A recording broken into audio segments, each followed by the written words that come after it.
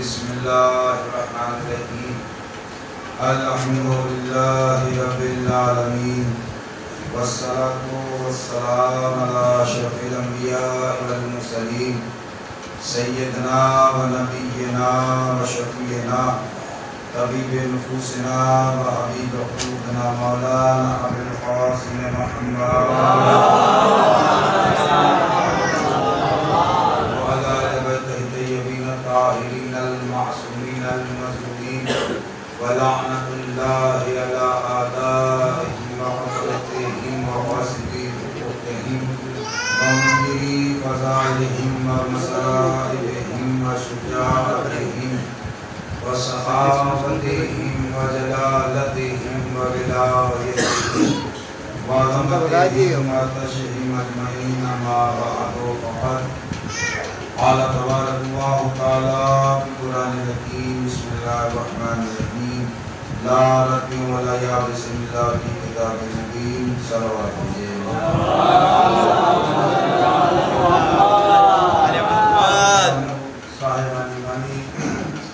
میں نے جس آیت کریمہ کی تلاوت کرنے کا شرف حاصل کیا عنوان پورا کیا ارشاد ہوا ہے کہ وہ بھی کچھ ایسا نہیں ہے جس قرآن کتاب میں موجود نہ ہو ہر خوش قرآن مجید اللہ کی کتاب میں موجود ہے کل میں نے آپ کے سامنے عرض کیا تھا کہ پروردگار نے تمام جنات اور تمام انسان کو عبادت کے لیے پیدا کیا ہم اور آپ کاہے کے لیے پیدا کیے گئے کاہے کے لیے خلق کیے گئے ہماری زندگی کا مقصد کیا ہے ہم عبادت کے لیے پیدا کیے گئے ہیں عبادت کے لیے خلق کیے گئے ہیں ہماری زندگی کا مقصد ہے عبادت تو ہمیں آپ کو اس بات کا خیال رکھنا ہے کہ ہمارا آپ کا مقصد حیات کیا ہے ہمارا آپ کا مقصد حیات ہے عبادت عبادت کے لیے پیدا کیے گئے عبادت کے لیے خلق کیے یہ کون کہہ رہا ہے یہ وہ کہہ رہا ہے کہ جس کا ایک نام خالق ہے ایک نام رب ہے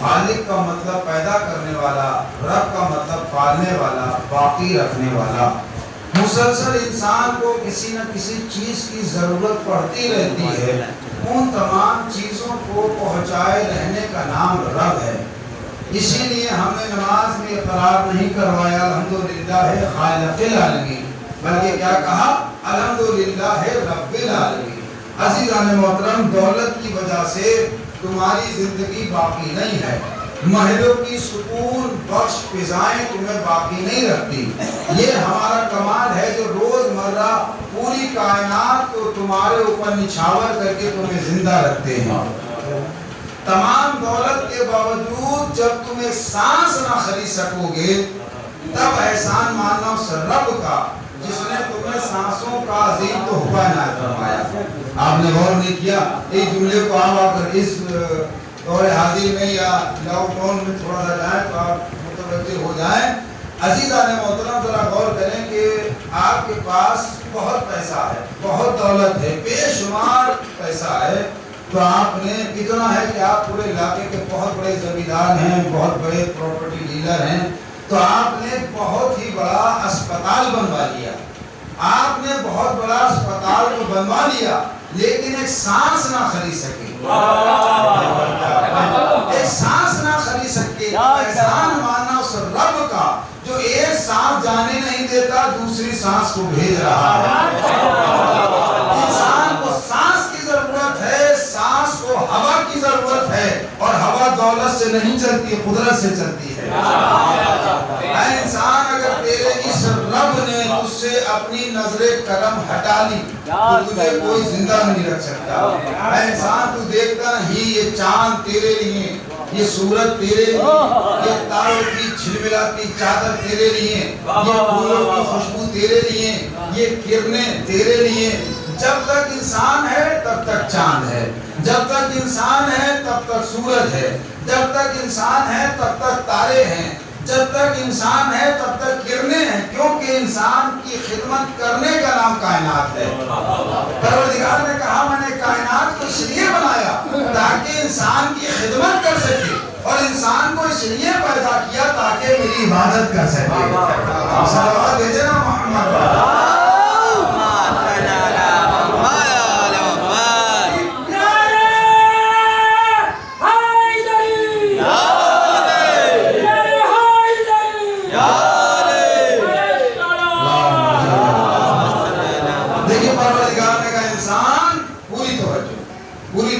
کہ پروردگار نے کہا انسان تم ہمیں چھوڑ کے غلام کائنات بنو گے اور ہمیں مان کے امام کائنات بنو گے. نہیں غور کیا آپ نے؟ تم ہمیں چھوڑ کے غلام کائنات بنو گے اور ہمیں مان کے امام کائنات بنو گے. ہم نے عاجزی ظاہر کرتے ہوئے کہا، ہم نے کہا پروردگار سمجھ میں نہیں آتا یہ غلام کائنات کیا ہے اور یہ امام کائنات کیا ہے.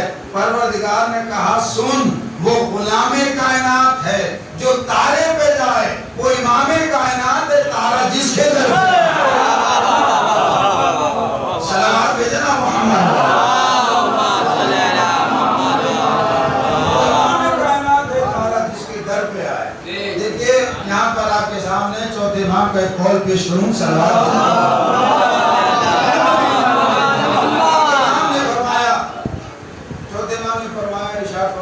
پروردگار تیرا شکر ہے تو نے ہمیں زمین عطا کی. پوری توجہ. پروردگار کی گرمی بہت ہے، جتنی آپ کو لگی اس سے زیادہ مجھے لگی، اس لیے کہ میں آپ سے زیادہ پہنے ہوئے ہوں تو لہذا زیادہ نہیں عرض کروں گا، تھوڑا سا عرض کروں گا، متوجہ ہو کے سنیں. کیا کہا پروردگار؟ چوتھے امام نے کہا کہ پروردگار تیرا شکر ہے تو نے مجھے زمین عطا کی اور اس پہ ہمیں چلنے کے قابل بنایا، نہ اتنا سخت بنایا کہ پیر گھر جائیں، نہ اتنا نرم بنایا کہ پیر دھل جائیں. سخت بنایا کہ پیر گھر جائیں اور نہ اتنا نرم بنایا کہ پیر دھل جائیں. تو عزیزان محترم دیکھیے، ہمیں اور آپ کو ہر حال میں پروردگار کا شکر ادا کرنا ہے، چاہے کسی بھی عالم میں کیوں نہ ہو، چاہے کسی بھی پریشانی میں کیوں نہ ہو. اکثر ایسا ہوتا ہے جب ہمارے اوپر کوئی پریشانی آتی ہے اور چند دنوں کے بعد، چونکہ آزمائش ہے بندے کی، اللہ آزماتا ہے اور مومن پہ سختیاں رہتی ہیں، یہ آپ سنتے رہتے ہیں. تو اور آپ دیکھتے ہیں کہ جو گناہ پہ گناہ کرتے ہیں بالکل ہٹے کٹے گھوم رہے ہیں، بخار بھی نہیں آتا، یہ سب رسی ڈھیلی ہے. اور میں نے سنا ہے کہ دیکھیے یہاں نماز بھی پڑھ رہے ہیں، روزے بھی رکھ رہے ہیں، حلال حرام کی بھی کر رہے ہیں اور بخار بھی آ رہا ہے، سر میں بھی درد ہے اور وہ دیکھو بالکل کھلا گھوم رہے ہیں اور طبیعت بھی خراب ہوتی ہے. تو یہ سب اللہ اپنے بندے کو آزماتا ہے. مومن پہ سختیاں رہتی ہیں، اس کی آزمائش ہے. تو میں عرض کر رہا تھا کہ ہر حال میں شکر ادا کرنا ہے. کبھی ایسا ہوتا ہے کہ ہمارے اوپر کوئی پریشانی آئی، اللہ دیکھیں امتحان لیتا ہے، دے کے بھی امتحان لیتا ہے اور لے کے بھی امتحان لیتا ہے. اور کوئی پریشانی آئی اور چند دنوں کے بعد پھر کوئی پریشانی آئی تو اکثر ایک آدھ لوگ اس طریقے کے ہوتے ہیں کہ وہ اپنی زبان سے نازیبا الفاظ بیان کرنے لگتے ہیں. ہونا کیا چاہیے؟ ہونا یہ چاہیے کہ ایسے وقت میں ہم شکر خدا بتلائیں کہ پروردگار تیرا شکر ہے، تیرا احسان ہے، تو جس حال میں رہ تیرا شکر ہے، تیرا احسان ہے. تو پروردگار کہتا ہے، رضی بھائی پوری توجہ، پروردگار کہتا ہے میرے بندے تو کرتا وہ ہے جو تو چاہتا ہے پر ہوتا وہ ہے جو میں چاہتا ہوں. کہ پروردگار نے کہا میرے بندے تو کرتا وہ ہے جو تو چاہتا ہے پر ہوتا وہ ہے جو میں چاہتا ہوں. پروردگار کہتا ہے میرے بندے تو وہ کر جو میں چاہتا ہوں، پھر وہ ہوگا جو تو چاہتا ہے. صلوات بھیجے نا محمد. وہ ہوگا. نعرہ حیدری یہ بدن کی طاقت نہیں ہے، یہ بدن کی طاقت سے نعرہ حیدری لگائے، یہ بلکہ یہ ماں کی شرافت ہے جو بولنے کو مجبور کرتی ہے. اس لیے کہ اگر علی کا نام آئے اور کوئی خوش ہو جائے اس کی بھی مجبوری ہے، اگر کسی کا چہرہ مرجھا جائے اس کی بھی مجبوری ہے. علی کے نام پہ مسکرائے اس کی بھی مجبوری ہے، جو نہ مسکرائے اس کی بھی مجبوری ہے. کیوں؟ اس لیے کہ کرنٹ کا کام، جو کرنٹ ہوتا ہے اس کا کام ہے تاثیر کو چھوڑنا. اگر اسی کرنٹ کو آپ اے سی میں دیں تو اس سے ٹھنڈی ہوا نکلتی ہے اور اسی کرنٹ کو آپ ہیٹر میں دیں تو اس سے گرم ہوا نکلتی ہے. تار ایک ہوتا ہے، کام دو ہوتے ہیں. یہی مسئلہ ولایت علی کا ہے. اگر حلالی سنتا ہے تو چہرہ مسکراتا ہے. سلام بھیجے نا محمد.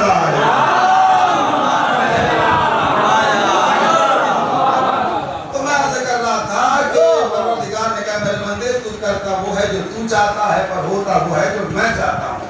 پروردگار کہتا ہے میرے بندے تو وہ کر جو میں چاہتا ہوں، پھر وہ ہوگا جو تو چاہتا ہے. لیکن اللہ نے کسی انسان کو مجبور نہیں پیدا کیا ہے. بلکہ مختار پیدا کیا ہے۔ اور مولا کائنات نے بھی ارشاد فرمایا کہ اپنے کو کسی کا غلام نہ بناؤ جبکہ اللہ نے تمہیں آزاد پیدا کیا ہے۔ تو اللہ نے کسی انسان کو مجبور نہیں پیدا کیا بلکہ مختار پیدا کیا ہے۔ تو میں کہوں گا پروردگار تو نے ہمیں دل اور دماغ کیوں عطا کیے؟ پروردگار نے کہا انسان میں نے تجھے دل اور دماغ اس لیے عطا کیے تاکہ تو حق اور باطل میں تمیز پیدا کر سکے۔ ہم نے کہا پروردگار تو نے انسانوں کو ساری نعمتوں سے نوازا لیکن ان جسمانی نعمتوں کا کوئی مطالبہ بھی ہے؟ پروردگار نے کہا ایک چھوٹا سا مطالبہ ہے۔ وہ کیا ہے؟ وہ یہ ہے کہ اگر تم شریف النفس ہوگے تو جسمانی نعمتوں کے پا جانے کے بعد میرا شکریہ ادا کرو گے، لیکن پروردگار انسانی خصلتوں سے واقفیت رکھتے ہوئے یہ جانتا تھا کہ کوئی نہ کوئی بندہ یہ ضرور کہے گا اللہ نے یہ ساری نعمتیں ہمیں مفت میں تھوڑی نہ دی ہیں بلکہ اس کے مطالبے کے طور پر ہم سے شکریہ کی خواہش کی ہے۔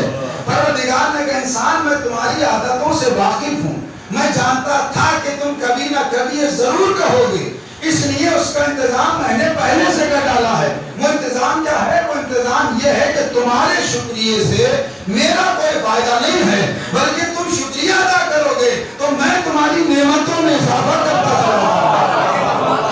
تو انسان کو شکریہ ادا کرنا کس کا؟ اللہ کا۔ کس کا؟ اللہ کا۔ اس کا فائدہ کیا ہے؟ اللہ نعمتوں میں اضافہ کرتا چلا جائے گا۔ تو میں کہوں گا پروردگار یہ نعمت کیا ہے؟ آواز قدرت آئے گی، نعمت ہے رزق۔ پروردگار یہ کہا ہے کہ یہ ہے آسمان میں۔ پروردگار تو آسمان سے رزق کیسے آئے گا؟ جب زمین سے شکریہ جائے گا۔ جب زمین سے شکریہ جائے گا تب آسمان سے رزق آئے گا۔ تو قانون الہی کا بنا، شکریہ زمین سے جائے گا، رزق آسمان سے آئے گا۔ بھئی آدم آئے، شکریہ زمین سے بھیجا، رزق آسمان سے آیا۔ نوح آئے، شکریہ زمین سے بھیجا، رزق آسمان سے آیا۔ ابراہیم آئے، شکریہ زمین سے بھیجا، رزق آسمان سے آیا۔ اسماعیل آئے، شکریہ زمین سے بھیجا، رزق آسمان سے آیا۔ موسیٰ آئے، شکریہ زمین سے بھیجا، رزق آسمان سے آیا۔ عیسیٰ آئے، شکریہ زمین سے بھیجا، رزق آسمان سے آیا۔ عزیزان محترم، میں نے اس قانون الہی کو صرف ایک جگہ ٹوٹتے دیکھا، سلام ہو در سیدہ پر، زہرا کی ہاتھوں کی پکی ہوئی روٹیاں زمین سے گئی، شکریہ خدا کا۔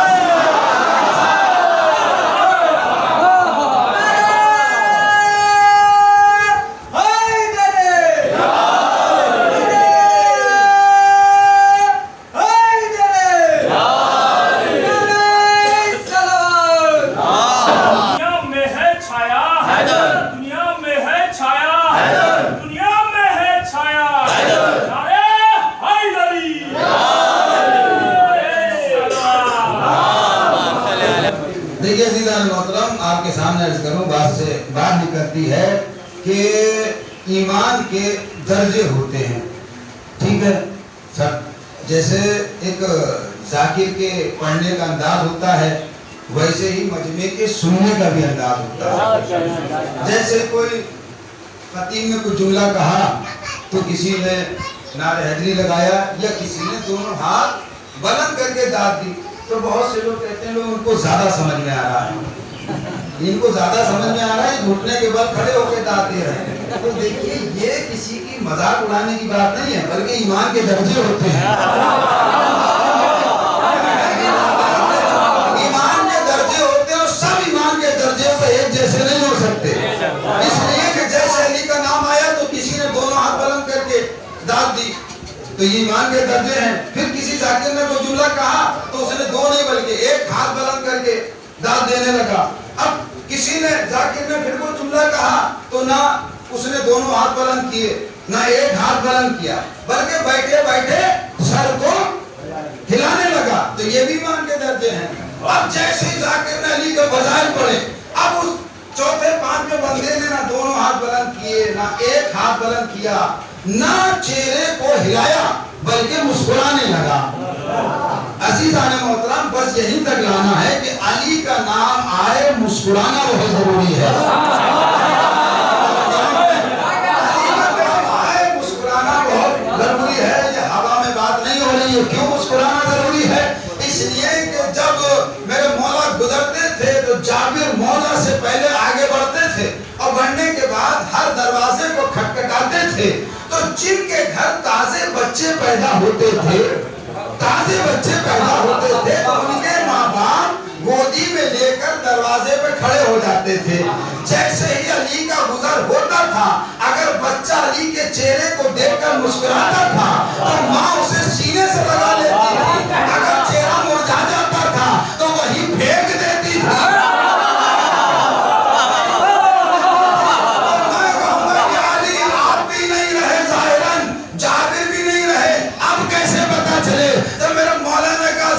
پریشان نہ ہو ہمارا ذکر چھیڑ دینا پتہ چل جائے. سلام بیٹا نا محمد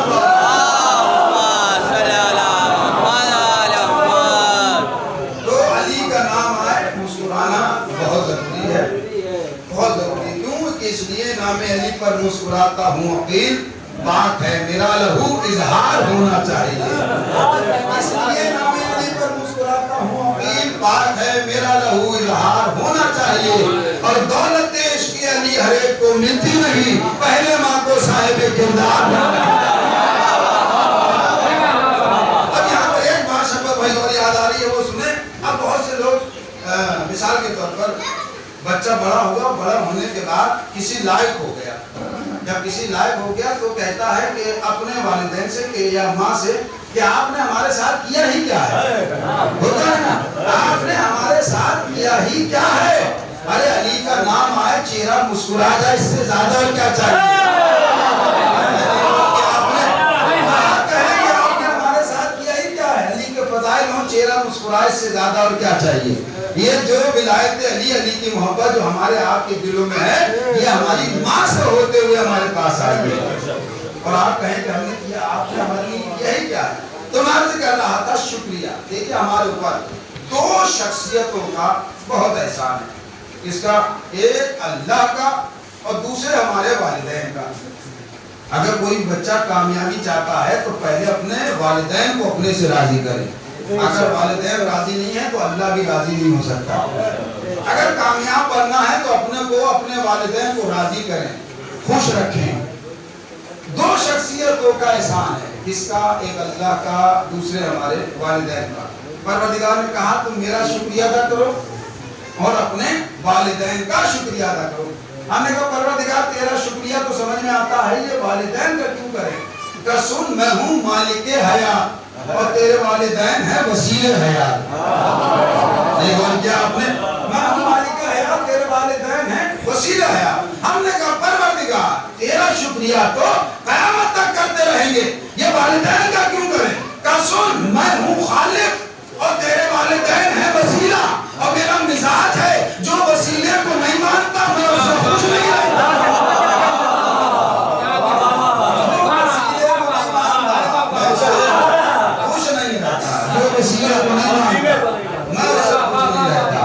تو والدین ہیں مالک حیات, پروردگار ہے مالک حیات, والدین ہیں وسیلے حیات, سبب حیات, ذریعے حیات. پروردگار نے کہا انسان اگر تیرے والدین تجھے آگ کر دے نہ تو دنیا کا رہے گا نہ آخرت کا رہے گا. یہاں پر رسول خدا نے ارشاد فرمایا کہ یا علی, اے علی ہم اور تم امت کے دو باپ ہیں. اور ہی نہیں کیا آپ نے, اے علی ہم اور تم امت کے دو باپ ہیں. میں کہوں یا رسول اللہ یہ کیا کہہ رہے ہیں. کہ آپ کا حق دے رہا ہوں. تھوڑا سا بیدار ہونا.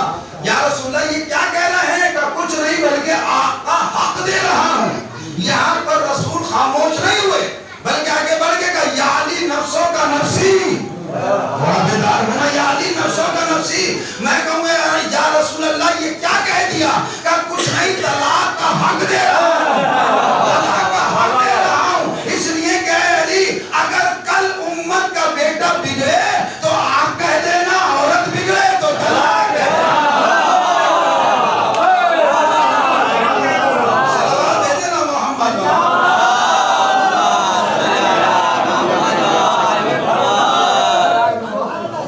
دیکھیے یہ جو حضرت انسان جب آتا ہے, دنیا میں انسان جب آتا ہے تو اس کی کیفیت کیا ہوتی ہے. انسان جب دنیا میں آیا تو اس کی پہلی منزل کیا ہے. لا تعلمون شیئا, وہ کچھ نہیں جانتا. یہ انسان کی دنیا میں آنے کی پہلی منزل. اور دوسری منزل کیا ہے کہ جب انسان دنیا میں آیا تو جیسے اس کے عزیز و اقارب اس کو اپنی آغوش میں لینے کے لیے آگے بڑھے تو روکنے والے نے یہ کہہ کے روک دیا کہ ابھی یہ نجس ہے، ابھی یہ نجس ہے۔ کب تک نجس رہے گا؟ جب تک اسے غسل ولادت نہیں کیا جائے۔ جب انسان اس دنیا میں آیا تو اتنا کمزور آیا کہ جب کوئی اسے اٹھا رہا ہے تو اٹھ رہا ہے، جب کوئی اسے لٹا رہا ہے تو لیٹ رہا ہے۔ جب انسان دنیا میں آیا تو حافظہ بالکل کمزور، ٹھیک؟ تو پروردگار نے کیا کہا؟ انسان جیسا تمہارا آغاز تھا ویسا ہی تمہارا انجام ہوگا۔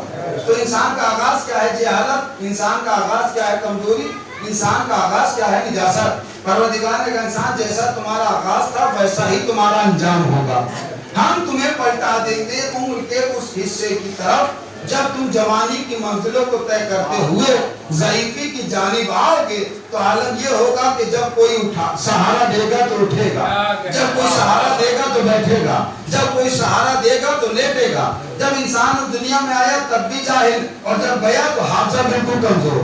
جب انسان دنیا میں آیا تب بھی نجس، جب گیا تب بھی نجس۔ پہلی صورت میں غسل ولادت، دوسری صورت میں غسل میت۔ اگر کوئی چھو لے تو چھونے والے پر غسل مسح میت واجب ہو جائے، اگر کوئی چھو لے تو چھونے والے پر غسل مسح میت واجب ہو جائے۔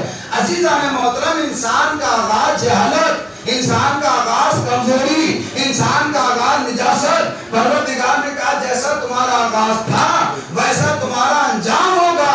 عزیزان محترم، ذرا غور کریں کہ یہ نجس انسان، یہ جاہل انسان، یہ کمزور انسان نظریں کس سے ملاتا ہے؟ نظریں اس سے ملاتا ہے کہ جو آیا تو کعبے میں گیا تو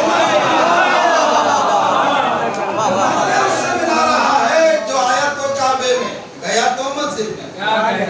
یہ کمزور انسان، یہ کمزور انسان کہ بغیر سہارے کے اٹھ نہیں پا رہا ہے، بغیر سہارے کے لیٹ نہیں پا رہا ہے، یہ نظریں کس سے ملا رہا ہے؟ نظریں اس سے ملا رہا ہے کہ جس نے کمسنی کے عالم میں اصغر کے دو حصے کر دیے۔ صلوات بھیجے نا محمد۔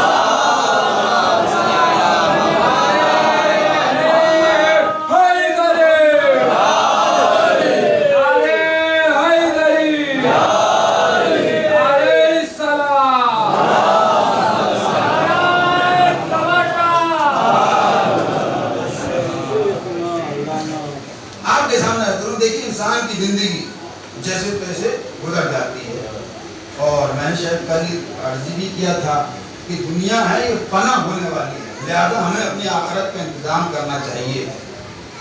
انسان کی زندگی جیسے تیسے گزر جاتی ہے، لیکن سب سے سخت مرحلہ اس کی موت کا ہوتا ہے۔ انسان یہ چاہتا ہے جب ہم اس دنیا سے جائیں تو ہماری آخرت سنور جائے، ہماری زندگی سنور جائے۔ تو جناب سلمان نے مولا سے پوچھا، مولا یہ کیسے پتا چلے کہ ہماری زندگی ختم ہو رہی ہے؟ تو مولا نے کہا سلمان قبرستان چلے جانا، قبر کے مکینوں کو سلام کرنا، جواب سلام اگر آ جائے تو سمجھ لینا تمہاری زندگی ختم ہو رہی ہے، سمجھ لینا تمہاری زندگی ختم ہو رہی ہے۔ عزیزان محترم، علی کو سمجھنا تو بہت دور کی بات ہے، پہلے ان کے چاہنے والوں کو سمجھو۔ سلمان سے کیا کہا؟ قبرستان جانا، قبر کے مکینوں کو سلام کرنا، جواب سلام آ جائے سمجھ لینا تمہاری زندگی ختم ہو رہی ہے۔ سلمان قبرستان گئے، قبر کے مکینوں کو سلام کیا، جواب سلام آیا۔ آپ نے نہیں غور کیا، جواب سلام آیا۔ ارے عزیزان محترم، جب غلام کی گفتگو پر، جب غلام کی گفتگو پر مردے بولنے لگتے ہیں، اگر علی کی بغیر میں مردے بولے تو حیرت کی کیا بات ہے؟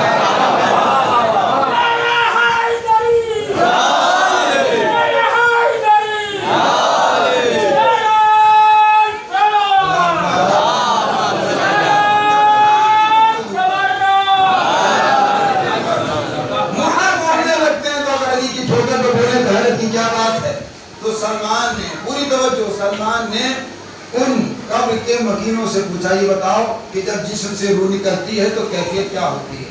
تو انہوں نے کہا بڑی تکلیف ہوتی ہے۔ کہ کوئی مثال کا جیسے خاردار درخت پر ریشم کا لباس ڈالا جائے اور اسے کھینچا جائے وہ تار تار ہو جاتا ہے، اتنی تکلیف ہوتی ہے۔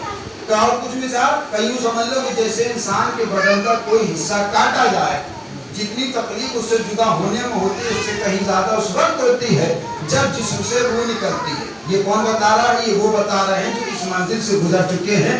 बड़ी तकलीफ होती है, आदमी बर्दाश्त नहीं कर सकता, आदमी बर्दाश्त नहीं कर सकता। कौन बता रहा है जो इस मंजिल से गुजर चुके हैं? और मौला ने क्या इरशाद फरमाया कि मोमिन के जिस्म से रूह ऐसे निकलती है जैसे फूल से खुशबू। मोमिन के जिस्म से रूह ऐसे निकलती है जैसे फूल से खुशबू। अब लोग परेशान है, माने तो किसकी बात माने? एक तरफ ईमान के 10वें दर्जे पर भाई सलमान बोल रहा है और एक तरफ कुल्ले ईमान बोल रहा है, माने तो किसकी बात है? आइए मौला से मालूम करें। मौला आप कह रहे हैं कि मोमिन के जिस्म से रूह ऐसे निकलती है जैसे फूल से खुशबू, और सलमान कह रहे हैं बड़ी तकलीफ होती है, हमें इस मंजिल से गुजरने वालों ने बताया है। तो मेरे मौला ने मुस्कुरा के कहा जो मैं कह रहा हूँ वो भी सच है, जो मेरा सलमान कह रहा है वो भी सच है। अब दोनों बातें सच हैं तो पता कैसे चले? अब जब दोनों बातें सच हैं तो कैसे साबित? तो मिसाल के तौर पर मैं आपके सामने अर्ज करूं कि मिसाल के तौर पर मेरे हाथ में लोहा लगा, मेरी लापरवाही से मेरी उंगली पक गई, उसमें मवाद बन गया, पस बन गया। मैं अपने महल्ले के डॉक्टर साहब के पास पहुंचा, मैंने देखी बड़ी तकलीफ है, उन्होंने कहा लाइए अभी ठीक कर देते हैं। उन्होंने चीरा लगाया, जान निकल आई, लेकिन ये सोचा कि तकलीफ होती होगी तो हो रही है। बहरहाल पट्टी वाली तकलीफ में थोड़ी देर तकलीफ होती रही, बर्दाश्त करते रहे। अब मुझे काम पड़ा अपने बरेली में, मैं सेता से बरेली पहुंचा तो मैंने देखा कि एक अस्पताल के सामने जानने वाले खड़े हुए हैं। मैंने पूछा भाई क्या बात है? कहा फला साहब का ऑपरेशन हो रहा है इसलिए हम आए हैं। हमने कहा चलो हम भी शरीक हो लेते हैं, हम भी देख लेते हैं। अब मैंने देखा कि ऑपरेशन हो रहा है। कैसा? मरीज लेटा हुआ है, पूरा बदन काटा जा रहा है, मरीज को पता ही नहीं चल रहा है कि उसका बदन काटा जा रहा है। अब बड़ा गुस्सा आया इसके ऊपर, महल्ले के डॉक्टर साहब के ऊपर, कि उन्होंने हल्का सा चीरा लगाया, मेरी जान निकल गई। ये कितना काबिल डॉक्टर है कि पूरा बदन काट दिया, मरीज को पता ही नहीं चला। अब मैं गुस्से के आलम में फौरन वापस हुआ। मैंने कहा डॉक्टर साहब इतने बड़े डॉक्टर बने हुए हैं, जरा डिग्री तो दिखाएं अपनी।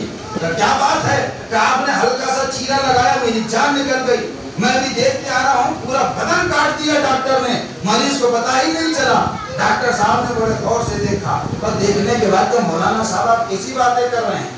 आजकल तो ये आज के जमाने में ये बातें जाहिर नहीं करते। क्या मतलब?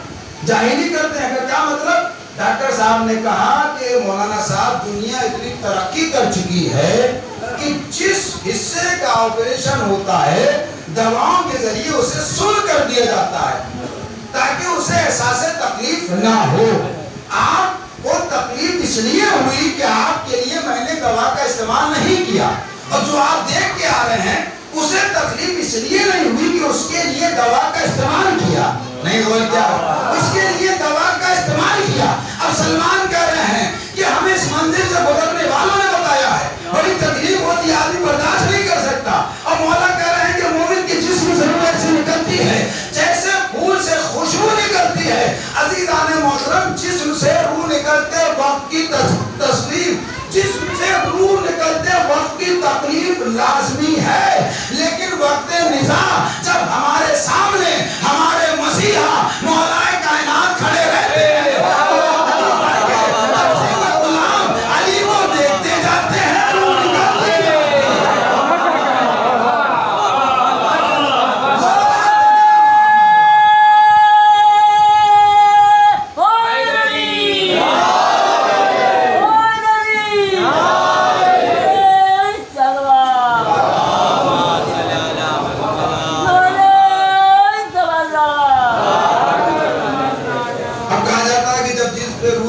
है तो प्यास बहुत लगती है, प्यास बहुत लगती है, लेकिन जबान पे ताले पड़ जाते हैं। तो ये कहा जाता है कि शैतान आता है हाथ में 2 कूजे लेकर, जो दूध से भरे हुए होते हैं। शैतान कहता है मैं तेरे लिए दूध लाया हूँ, तो वो कहता ना दूध पिला। तो शैतान कहता है एक मर्तबा कह दे कि खुदा नहीं है, खुदा नहीं है कहा जाता है। तो शैतान कहता है एक मर्तबा कह दे खुदा नहीं है। जो दुनिया में अपना ईमान बेच देते हैं, जो दुनिया में अपना ईमान बेच देते हैं, वो कहते हैं शैतान से खुदा नहीं है, ला दूध पिला। शैतान कहता है कैसा दूध, मेरा काम हो गया, मैं चला।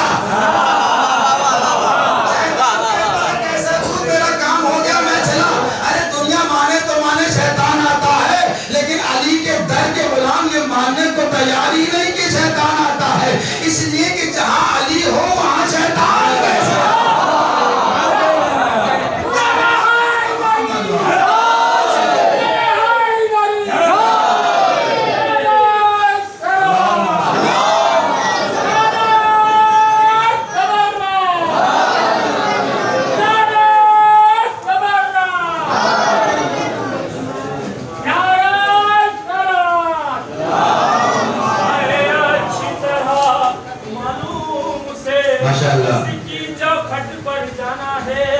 दरअसल सितारे का मकसद कुछ लोगों को समझाना है। न जगाए न सुलाए, धड़कने बढ़ाए न जगाए न सुलाए, कहता जाए ये सितारा जाए ये सितारा। हाँ मुश्किलों में आए सबकी बिगड़ी बनाए, मुश्किलों में आए सबकी बिगड़ी बनाए, वही मौला हमारा वही मौला हमारा। अरे होंगे सर झुकाए और करेंगे हाय हाय, होंगे सर झुकाए और करेंगे हाय हाय, नहीं जिनको गवारा जिनको गवारा। ऐसे मुझे दिखाए कुछ समझ में ना आए, ऐसे मुझे दिखाए कुछ समझ में ना आए, वही मौला हमारा वही मौला हमारा। मौत हमको ना आए जब तलक ना दिखाए, मौत हमको ना आए जब तलक ना दिखाए, रब रोज़ा तुम्हारा रब रोज़ा तुम्हारा।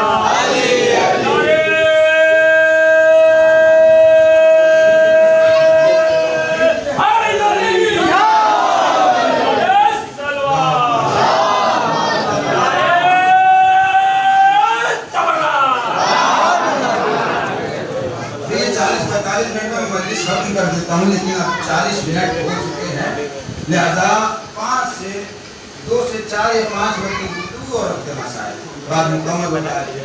ये सलमान ने कहा, जब सलमान को जवाब सलाम आया, जवाब सलाम आ गया, अब सलमान को ये मालूम हो गया कि मेरी जिंदगी खत्म आए, और आने के बाद चादर ओढ़ी, ओढ़ने के बाद कहते हैं कि जब तक मेरा मौला ना आए मेरे जनाजे को ना उठाना, जब तक मेरा मौला ना आए मेरे जनाजे को ना उठाना।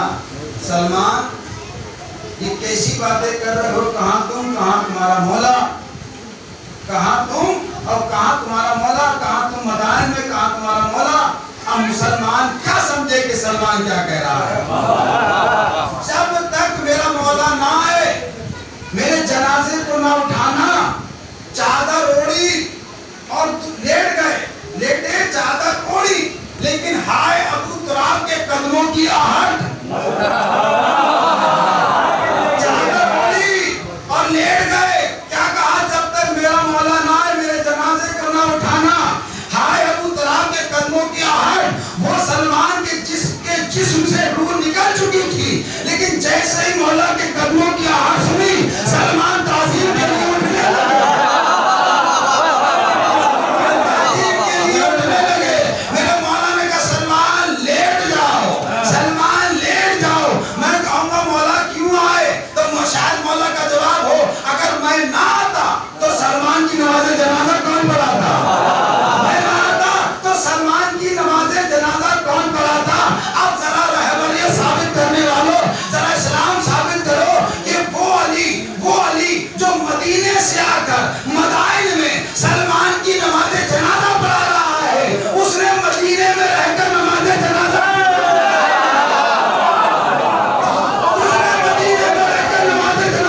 पढ़ाई। तो मसला तय हो गया कि जो अली जिसके जनाजे में चला जाए वो मुसलमान है, जिसके जनाजे को छोड़ दे वो काफिर है। सलवात भेजेगा मोहम्मद,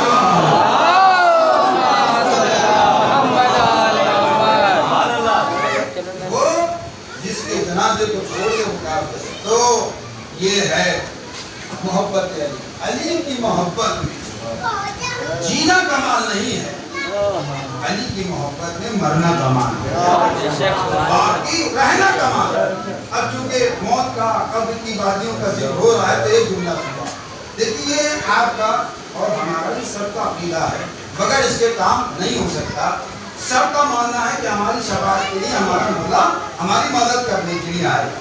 अब आप ईमानदारी से बताइए कि जब हमारा और आपका मौला हमारी शफाअत के लिए आए तो हमारा सर इमाम के सामने अदब से झुके, शर्मिंदगी से न झुके।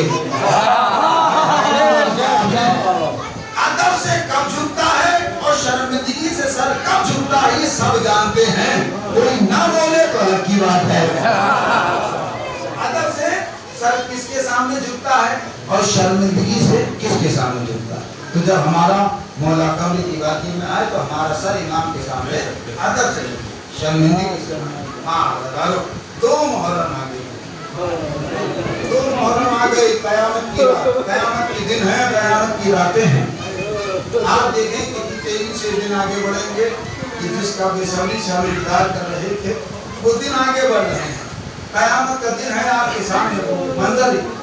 مجھے کربلا تک آنا ہے لیکن اس سے پہلے میں تھوڑا سا پیچھے چل کے جہاں سے ابھی میری بات چلی رہی ہے کہ جب یہ قافلہ تیار ہو گیا, جہاں میں نے کل آپ کے سامنے کیا تھا, جب یہ قافلہ تیار ہو گیا تو محمد حنفیہ آئے. آنے کے بعد امام حسین علیہ السلام سے کہتے ہیں کہ سنا ہے کہ آپ نے عراق جانے کا ارادہ کیا تھا. ہاں, لیکن کیا آپ بھول گئے کہ عراق والوں نے جب آپ کے بابا کے ساتھ وفا نہیں کی, کیا جب آپ کے بھائی کے ساتھ وفا نہیں تو وہ آپ کے ساتھ کیا وفا کریں گے؟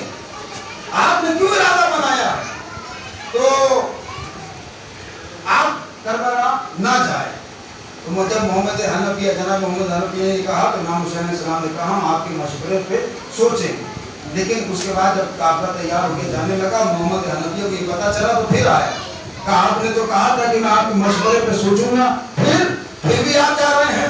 تو امام حسین علیہ السلام نے کہا کہ جب کل میری آنکھ لگی تو میرے نانا خواب میں آئے. میں نے نانا سے پوچھا, نانا بتائیے میں یہاں پر کیا کروں؟ حسین کربلا جاؤ, مرضی الہی یہ ہے کہ تم کربلا کے میدان میں قتل ہو جاؤ تاکہ دین باقی رہے. میں کربلا جا رہا ہوں, میں کربلا جا رہا ہوں. اب محمد حنفیہ نے جب یہ سنا تو اس کے بعد بے چین ہو گئے. اب جب یہ قافلہ تیار ہو گیا, نانا کا دین کا مسئلہ ہے, اللہ کی کتاب کا مسئلہ ہے, مجھے کربلا جانا ہوگا. اور جب یہ قافلہ آگے بڑھنے لگا تو مولا کائنات کے عزیز ترین شاگرد جناب ابن عباس آئے اور آنے کے بعد کہتے ہیں کہ مولا کیا آپ نے طے کیا ہے؟ کہا میں عراق جا رہا ہوں. کہا عراق کیوں جا رہے ہیں؟ کہا اللہ کے دین کا مسئلہ ہے, اللہ کی کتاب کا مسئلہ ہے. میرے نانا نے کہا ہے جاؤ. اچھا عراق میں کہاں جا رہے ہیں؟ کربلا جا رہے ہیں. کربلا کیوں جا رہے ہیں؟ کہا اس لیے کہ کربلا میں خون کی ضرورت ہے, دین کو باقی رکھنا ہے. میرے نانا نے کہا ہے اللہ کی کتاب کا مسئلہ ہے, دین کا مسئلہ ہے, جاؤ. نانا نے کہا حسین جاؤ کربلا کے میدان میں اپنی قربانی دو. اور جب ابن عباس نے سنا تو کہا کہ آقا جب آپ کو یہ معلوم ہے کہ آپ کربلا کے میدان میں شہید کر دیے جائیں گے, خاک و خون میں غلطہ کر دی جائیں گے, پھر آپ بیویوں کو کیوں لے کے جا رہے ہیں؟ بیویوں کو کیوں لے کے جا رہے ہیں؟ تو مولا نے کہا ابن عباس یہ بیویاں مجھے اکیلے جانے نہیں دیں گی, مجھے اکیلے جانے نہیں دیں گی. تو ابن عباس کہتے ہیں مولا جب آپ کو معلوم ہے تو آپ ان کو کیوں لے کے جا رہے ہیں؟ کہ یہ مجھے اکیلے نہیں جانے دیں گی, یہ میرے بغیر نہیں رہ سکتی. لیکن پھر ابن عباس نے جملہ کہا تو محبوب سے ایک آواز آئی, ثانی زہرا سلام اللہ علیہ, اے ابن عباس خاموش, اب کچھ نہ کہنا. تم کیا چاہتے ہو کہ بھائی بہن سے جدا ہو جائے؟ کیا چاہتے ہو کہ بہن اور بھائی کے بیچ میں جدائی ہو جائے؟ زینب اپنے بھائی کو اکیلے نہیں چھوڑے گی, زینب اپنے بھائی کے بنا نہیں رہ سکتی. یہ بھائی اور بہن کی محبت ہے, ذرا غور کریں. یہ محبت بھائی اور بہن کی محبت کیا کہا کہ زینب اپنے بھائی کو ان کو تنہا نہیں چھوڑے گی. آگے بڑھا, ابھی چند قدم آگے بڑھا ہی تھا کہ کسی نے بتایا کہ مولا عبداللہ ابن جعفر آئے ہیں, جناب زینب کے شوہر آئے ہیں. تو جب مولا کو سلام کیا کہ کیا بات ہے, کہ میں نے بیٹی زینب سے ملنے آیا ہوں. لیکن عبداللہ یہ کو تنہا نہیں آئے ہیں, ساتھ میں 2 بچے لے کر آئے ہیں. آئے اور آنے کے بعد کہتے علی کی بیٹی زینب, عبداللہ کا سلام. جناب زینب نے کہا زینب کا سلام. اب جناب زینب سلام اللہ علیہ کہتی ہے کہ عبداللہ زندگی بھر کی خدمت کے سلسلے میں آپ سے گزارش ہے کہ آپ مجھے اپنے بھائی کے ساتھ جانے سے نہ روکنا.